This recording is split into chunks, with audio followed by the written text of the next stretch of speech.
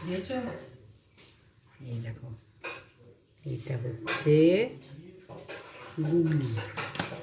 এবারে তেল ফেল আছে তো এখানে বার করা, কড়াই একটুখানি সর্ষের তেল দেবো ফার্স্টে, অল্প একটু দিয়ে না এই গুগলিটা একটু দিয়ে দেবো। তাহলে এটার মধ্যে না সেই ডিমের ছালের মতন যে জিনিসটা এইভাবে জলের মতো থাকে, সেই জিনিসটা বেরিয়ে যাবে। একটু দিয়ে একটু নাড়াচাড়া করে, সামান্য তেল দিয়ে নাড়াচাড়া করলাম, এতে একটু নুন দিয়ে দেবো, অল্প করে নুন দিয়ে দেবো, একটু নুন দিয়ে দিলাম। তাই এইটা ঠিক হবে, যতটা বেরোবা ততটা বেরিয়ে যাবে। ওই ওগুলোকে বলে কলস বা খুলি, যেগুলোর মধ্যে থাকে শামুকগুলো।